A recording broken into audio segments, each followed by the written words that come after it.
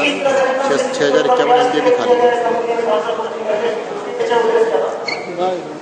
अभी तक तो एक खुद भी इस तरह आदमी निकालता रहा है कि हमारे पास कम से कम ट्रांसफर कर रहा है। पहले जो ट्रांसफर एजीएम में किसी में प्रमोशन तो नहीं ट्रांसफर नहीं किया गया, उसके लंबे से रिपोर्ट नहीं की गई, क्योंकि रिटर्न कुछ है ये बोला कि कंपनी में ट्रांसफर करने के लिए पैसा नहीं, हमें ट्रांसफर ग्रांट और इनोवेशन देने के लिए पैसा नहीं है, ट्रांसफर कम से कम कर दें। लेकिन जब डायरेक्ट रिपोर्ट की बात आई तो पैसा भी हमारे पास आ गया। इतने लोगों को ट्रांसफर कर दिया, पैसे के बारे में नहीं सोचा गया। आप खुद सोचें इसके पीछे कहानी क्या है। हमने वेबसाइट पर डाला, कई लोगों का फोन आया, मैसेज आया कि साहब ऐसा नहीं हो सकता। मैं भी सोचता हूँ ऐसा नहीं हो सकता, क्योंकि हम सब इतने इनोसेंट हैं, इतने ईमानदारी से काम करते हैं, इस कंपनी में इस लेवल तक सोच ही नहीं पाते। हमारी सोच इस लेवल पर जा सकती है कि ऐसा नहीं कोई घटिया काम कर सकता, लेकिन इस तरह के घटिया काम इस कंपनी में हो रहे हैं।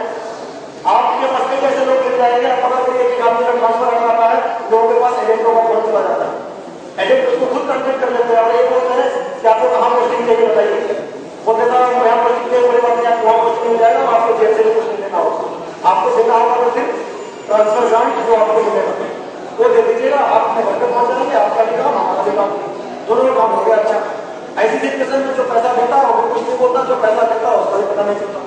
तो इस तरह की कंपनी जो ट्रांसफर पोस्टिंग को एक बिजनेस बना दिया गया है, प्रमोशन को एक बिजनेस बना दिया गया है, एग्जीक्यूटिव को प्रमोशन को एक खेल बना दिया गया है। ऐसी सिचुएशन में कब तक बर्बाद करते रहेंगे, कब तक सर्विस देते रहेंगे। इन सबकी एक सीबीआई इंक्वायरी होनी चाहिए, ऐसा नहीं इसका कुछ पैसा नहीं होता। 2002 में किस तरह की 2002 में किसी घटिया पोस्ट कर दी जिसमें सीबीआई की इंक्वायरी हुई थी और कई लोग उसको पकड़े गए थे, कई लोग बरी चढ़े थे। इस कंपनी में शुरू से कैसा होता रहा है। अभी तो अच्छा है आज के नौजवान बड़े बड़े लोग हैं जो इन चीजों को इमीडिएट फाइंड आउट कर लेते हैं, इतना मुझे आसान नहीं रहा। ऐसी सिचुएशन कभी इस तरह के घटिया बैठे लोग कर रहे हैं और हमें टारगेट करके अपने रहते हुए देश को फुलफिल करना है। ऐसी सिचुएशन में हमें इस तरह की इलाज करके उसकी इंक्वायरी होगी, एक आदमी का खबर सामने आ जाए। सर ऐसा नहीं है कि बहुत बहुत काम किया, जिस तरह से काम किया आपको पकड़ जा जाएगा सर। वो हमें इस बात से बिल्कुल डिनाई नहीं कर सकते कि हम लोग तो स्ट्रॉन्गली कहते हैं ऐसा हुआ है और ऐसा आगे भी होता है, क्योंकि इन 3-4 क्वेश्चन जो मैंने उठाए आप लोग खुद का विचार करिएगा और अपने सवालों पर जवाब पाने की कोशिश कीजिएगा। वैकेंसी डाइवर्जन की हुई, सिलेबस बढ़ाया गया, एक्सपर्ट कमेटी पर जाके इन सबको कैसे मॉडिफाई किया गया और रातों रात अपना हजारों के संख्या में ट्रांसफर कैसे किया, इसके पीछे क्या कहानी था या मन में खुद आगे अपना स्पष्टीकरण दे। ये भी सारे वीडियो लीडर लगे और इंटरनेट पे डाले और बताए हम इसको देख सकते हैं। सीजीएम सारे हाथ खड़े करके लगे हम कंपनी नहीं चला पाए, फिर भी उसका कोई सुनवाई नहीं हो रहा। एक तरह से पूरी कंपनी के लिए राष्ट्र के लिए लोग भाग रहे हैं, सबको में दौड़ रहे हैं, लोग अपने बच्चों को कैसे फ्यूचर का ख्याल कर रहे हैं, जाने कहाँ कहाँ भटक रहा है, कोई दबाव का चक्कर लगा रहा है, कोई मिशन का चक्कर लगा रहा है, कोई पुलिस में पद से चक्कर लगा रहा है, कोई जीएम के सामने दस्तक हो जा रहा है, कोई सीजीएम के सामने दस्तक हो जा रहा है, साहब बचा लो बचा लो बचा लो। और एक डिस्ट्रिक्ट में क्या खिलवाड़ कर रहा है पीछे बैकडोर में, किसी को समझ नहीं आता। इन चीजों की जानकारी डिस्ट्रिक्ट को देनी चाहिए और कोई आदमी अगर साफ में इसमें फेयर है उसको एक इंक्वायरी करनी चाहिए, इंडिपेंडेंट और उसकी जांच करनी चाहिए। ये चीज हम इस मुहिम में शामिल करें और इस मुहिम में सबकी जांच करनी चाहिए। तो मैं फिर से आप लोगों से रिक्वेस्ट करूंगा और ये मैसेज मैं पूरे आलो तरीके के साथ मुनस्सब देना चाह रहा हूँ और जो भी हमारे पास रिकॉर्डिंग वेबसाइट पर अपडेट करेंगे। कम से कम इस मुहिम में कुछ दिन के लिए लोगों को बर्दाश्त करना होगा। अगर हम इस मुहिम में सफल होते हैं तो हम अपने सारे अधिकारियों को पालेंगे, लेकिन याद रखें किसी की वजह से, किसी की गद्दारी की वजह से अगर ये मुहिम हमारी फेल होती है, हम इस देश में जिंदगी भर के गुलाम बन के काम करना पड़ेगा और हम गुलामी में नहीं काम करेंगे। हमें कोई शक नहीं है कि हमारे पास लोग अगर मुहिम के साथ जुड़ते हैं तो हम किसी भी लेवल पर फेल होंगे और हमारा ऐसा कोई डिमांड नहीं है जो हमारी डिमांड है।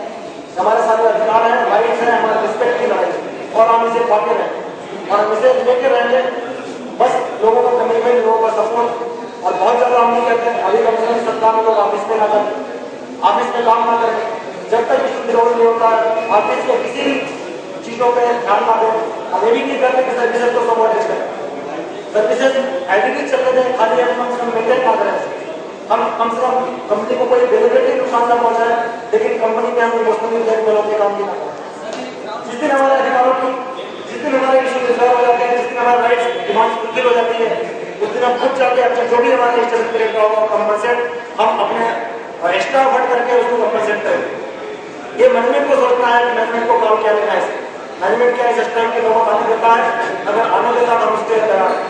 अगर मैनेजमेंट चाहता है कि इस टाइम की नौबत ना आए, इस बिजनेस कंपनी में क्रिएट ना हो, तो हम आज भी तैयार हैं मैनेजमेंट आगे हमसे जस्टिफाइड करके बात करें, हमसे हमारे इश्यूज के बारे में एक तरीके से बात करें और हमारे इश्यूज की जो भी जस्टिफिकेशन है उसके हिसाब से उसको रिजॉल्व करें।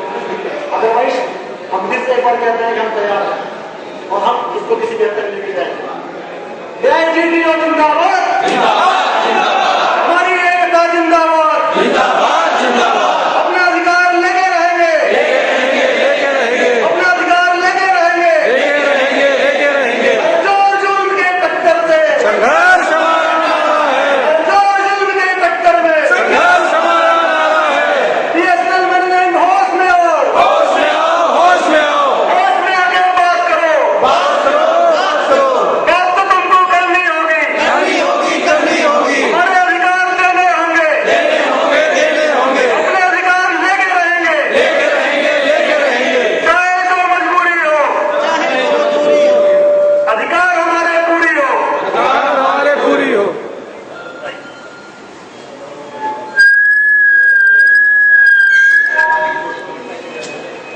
अभी आपने अपने जीएस को सुना।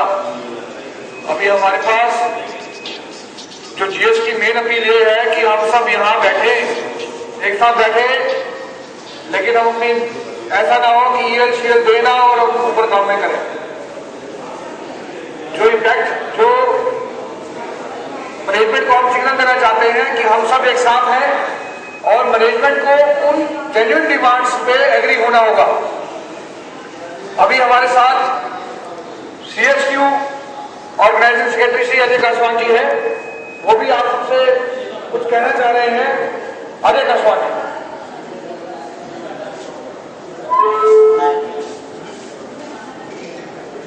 नमस्कार साथियों,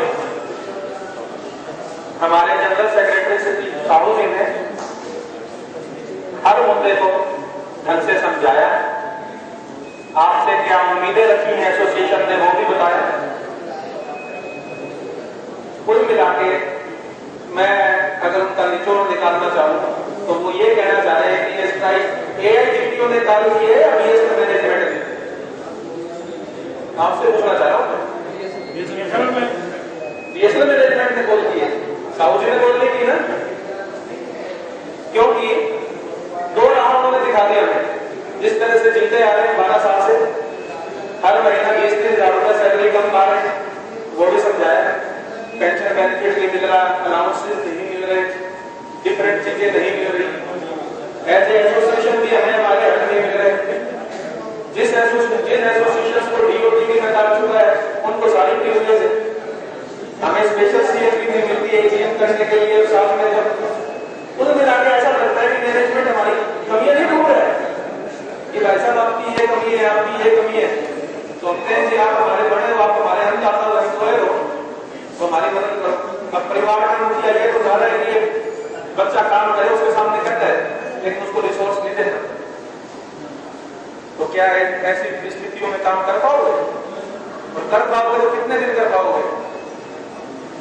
शुरू में हमने 10-12 साल बिता लिए, 3-4 साल नासमझी में बिता लिए, चीजें नहीं पता थी। कुछ लोगों ने हमने से आगे निकल के चीजों को समझना शुरू किया, समझाना शुरू किया। धीरे धीरे इकट्ठे हुए, संगठन बनाया। अब संगठन में जैसा हर संगठन में होता है, कुछ अच्छे लोग भी होते हैं, बुरे लोग भी होंगे, वो फेस भी हमने देख लिया। वो मैच्योरिटी भी आ गई कि बुरे लोगों को पहचान भी लिया, अलग भी कर लिया। अब जब संगठित हो गए, सारा काम हो गया, एक साथ मुट्ठी बना के किसी को दिखाने का टाइम आया है, तो इस हाथ को जाने ना।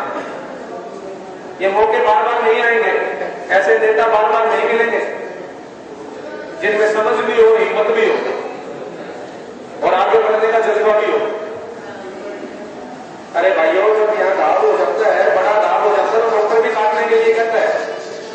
तो इन्होंने कुछ नहीं कहा, इन्होंने यही कहा कि महीना भी, मैं मेरे ख्याल से ज्यादा बोल रहा हूं, अगर हम 10,000 आदमी इकट्ठे हो गए ना, तो इन्होंने यही कहा कि बीएसएनएल के करिए घाव है, महीने भर तक उसको काट के अलग रख दो, सर्विसेज के बारे में, अपनी नौकरी के बारे में ज्यादा मत सोचो।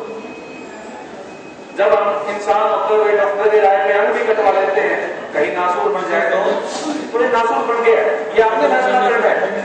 इनके हिसाब से नासुर बन गया, मेरे हिसाब से बन गया। हमने समझाने की कोशिश कर दी।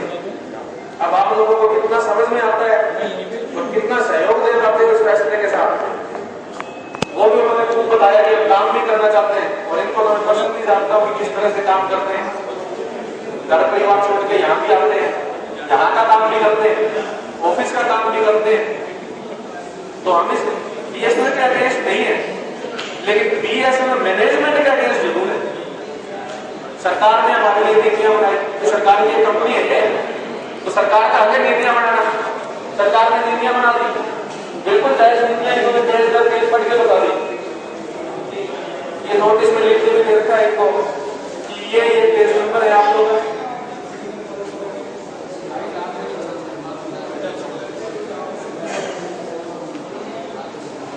ये बिल्कुल इलस्ट्रेशन लगाई है इन्होंने।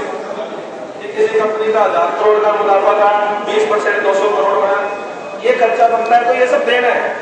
ये हम नहीं कहते, ये सरकार की नीतियां कहती हैं।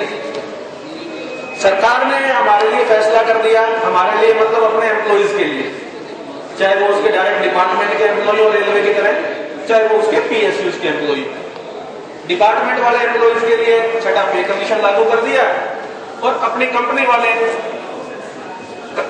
एम्प्लॉइज के लिए पे रिकमेंडेशन कमेटी लागू कर दी। सरकार ने पैसा भी दे दिया। सरकार ने कहा कि तुम इंडिपेंडेंट हो, कंपनी बना के अपने खाते से निकाल के भी दे दो, अप्रूवल भी दे दी। हमें हमारा हक भी नहीं मिला। तो भाई ये बीच में रह क्यों गया है? क्योंकि इस कंपनी को जिसे चलाने की जिम्मेवारी दी गई है, जिसे हम बीएसएनएल मैनेजमेंट कहते हैं, उसकी नीयत में खोट है। वो खोट क्यों है? किसी तरह से समझना शुरू कर दो। अपने कैडर की उनकी आंतरिक लड़ाई लगा दो, बीएसएनएल के प्रति उनका झुकाव नहीं होना, लगाव नहीं होना। कितने दोनों ने एग्जाम्पल दे दिए कि जहां प्रॉफिट मैंने वहां से उठा के ट्रांसफर कर दिया। जो ग्रुप लगता है कि काम कर सकता है, आगे बढ़ा सकता है, आपको जान के हैरानी होगी, इन्होंने साइट पे भी अपडेट किया था। 2 सेक्रेटरी को आज तक ये नहीं पता कि बीएसएनएल में कितने इंजीनियर भर्ती हो रखे हैं। क्यों नहीं पता? बताया नहीं गया। क्यों नहीं बताया गया? आप जान सकते हो। क्योंकि एक डेपुटेशन का शगुफा बना के रखना है, अपने आप को डेपुटेशन पे याद रखना है और मिडिल मैनेजमेंट का वैक्यूम दिखाना है कि हमारे पास तो है ही नहीं इस बीएसएनएल में कुछ भी ऐसा एचआर के नाम पे कि जो आदमी संभाल सके। वरना इस कंपनी का मालिक होते हुए, इस परिवार का मुखिया होते हुए जिम्मेवारी बनती है कि इस टैलेंट को प्रूव किया जाता है। हम जैसे आए थे ना, उससे कुछ ना कुछ घटे ही है, बड़े नहीं है। जो आपकी क्षमताएं थी या जो आपके सपने थे, इन्होंने बताया जितना बीएसएनएल दे रहा है और 5-7 साल ऐसे चलते रहे ना, तो मार्केट में इतना ही पाने लायक बच जाएंगे। क्योंकि पर्सनैलिटी डेवलपमेंट के नाम पे, टेक्नोलॉजिकल डेवलपमेंट के नाम पे, कैरियर प्रोग्रेशन के नाम पे क्या मिल रहा है? बाहर कहीं अप्लाई करना है, किसी ई कोर्स के लिए अप्लाई करना है, तो हर कोई कहता है भाई ई3 पे 4-5 साल काम किया हो। तो ई3 पे पहुंचना, मेरा काम करना तो मेरे हाथ में है, ई3 पे पहुंचाना, ई कोर्स पे पहुंचाना तो जो नीति बनाता है उसके जिम्मे है ना। वो नीतियां बनी हुई, रूल्स रेगुलेशन बने हुए हैं, हमें समझ आ रहे हैं कितने का फेवरेबल है, कितने का हमारे अगेंस्ट है। तो भाई मोटी मोटी बात यही है, इज्जत को मार के, सेल्फ रेस्पेक्ट को मार के नौकरी करनी है। बहुत बढ़िया जगह कर रहे हो, नतमस्तक होते करना है, करते रहो, लेकिन कहीं भी जमीन है और परिवार की समस्याओं से हटके रोजमर्रा की कुछ समय मांगा ऐसा हुई है कि तो मैं तुम्हारे साथ आगे बढ़ के, तुम्हारे सहयोग से आगे बढ़ के इस मैनेजमेंट की गलत नीतियां इसको दिखा के इनसे छीन के लाने की कोशिश करता हूँ। मैं ये नहीं कह रहा छीन के लाएंगे, कोशिश करने की बात की है, साथ में सहयोग मांगा है। उनका कॉन्फिडेंस अलग है, वो कह रहे हैं मैं छीन लाऊंगा, लेकिन हमसे सहयोग मांगा है, हर आदमी से सहयोग मांगा है, हर आदमी से अपील है, जो सहयोग मांगा है वो सहयोग किया जाए।